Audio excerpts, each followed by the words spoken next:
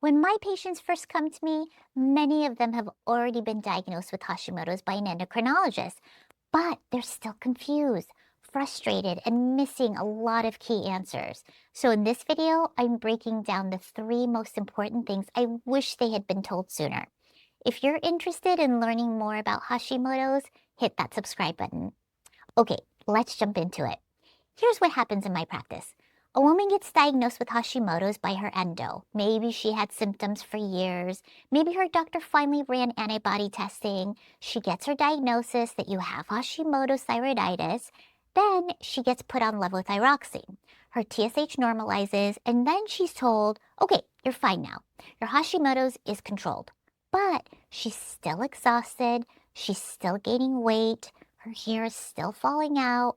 Her brain fog is still there, and she feels like she's going crazy because she's supposed to be fixed, but she's not. And the frustration is massive because she knows something is still wrong with her body. So let me break this down. The three things I wish endocrinologists told every single woman with Hashimoto's.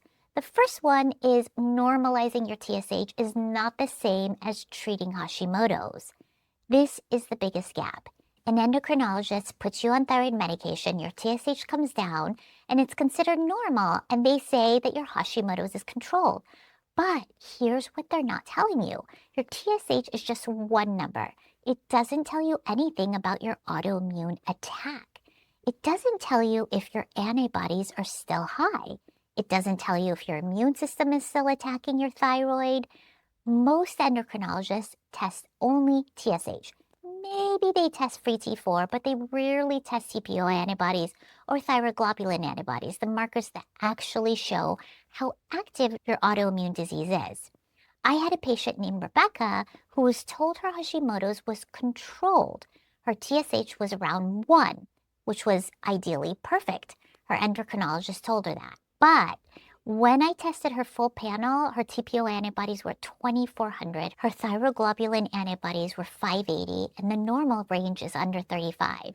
Her immune system was in full attack mode. But because her TSH was normal, her doc told her that she thought she was fine. So the first thing I wish they told her is that your TSH being normal doesn't mean your autoimmune attack has stopped. We need to monitor your thyroid antibodies to see if we're actually controlling the disease. Here's the second thing. Hashimoto's isn't just a thyroid problem. It's an immune system problem. Here's what endocrinologists often miss. They treat Hashimoto's like it's just about replacing thyroid hormone. But Hashimoto's is autoimmune. Your immune system is essentially attacking your thyroid tissue. And if we're not addressing why your immune system is attacking it, the disease will progress. Your immune system doesn't attack your thyroid randomly.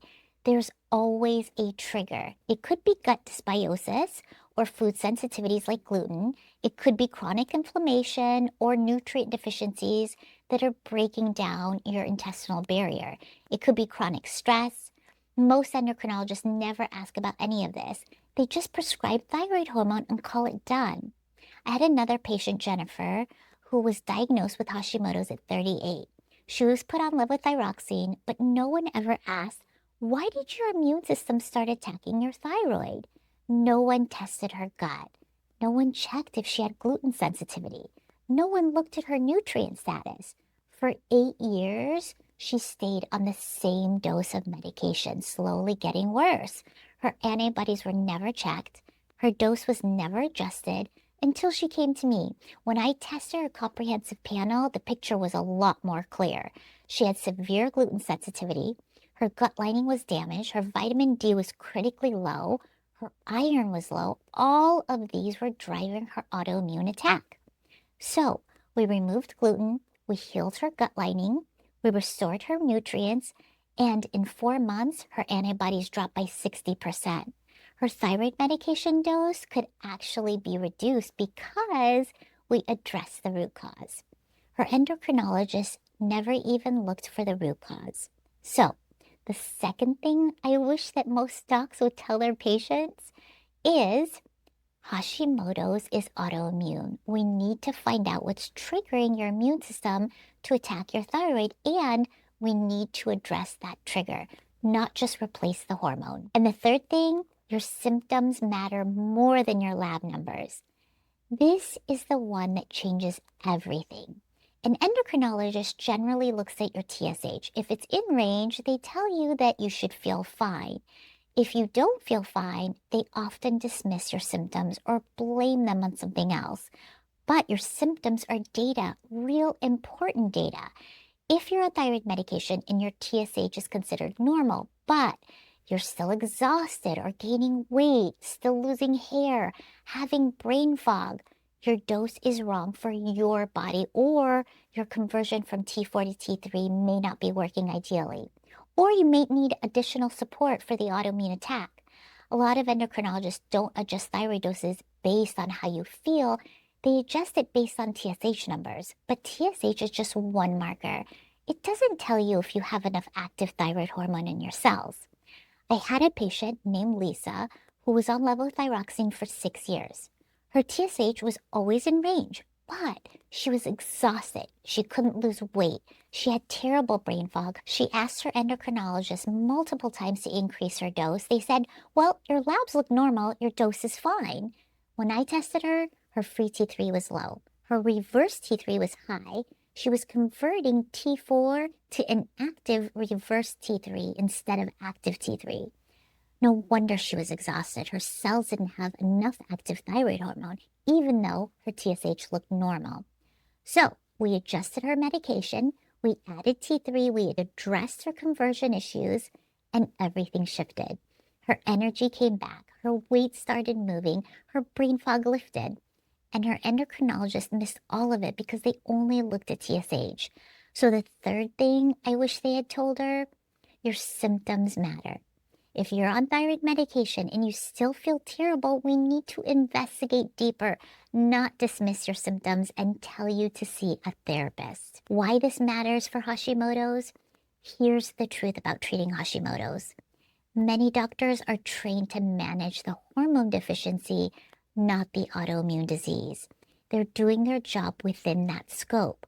But Hashimoto's is progressive. If you're only replacing hormones and not addressing the autoimmune attack, your thyroid tissue continues to be destroyed. Eventually, you might need higher and higher doses of medication, or the disease progresses to other organs, or you develop additional autoimmune conditions.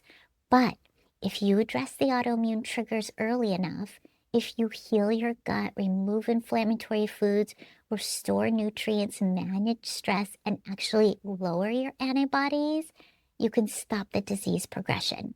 You can sometimes even reduce your medication over time. That's the difference between managing Hashimoto's and actually treating it. If you have Hashimoto's and you're on thyroid medication, but you still feel terrible, know this, your symptoms are real and you deserve to be heard. And the answers are there. They just require someone who understands that Hashimoto's is autoimmune, who tests your antibodies, who looks for triggers, and who listens to how you actually feel. If you want to get the full picture of your Hashimoto's and a protocol that actually treats the autoimmune disease instead of just managing the hormone, you can schedule a 15-minute consultation with me. The link is in the description below. We'll test what actually matters, we'll find the triggers, and we'll build a protocol to lower your antibodies and get you feeling like yourself again. If you want to learn more about thyroid health, check out the next video.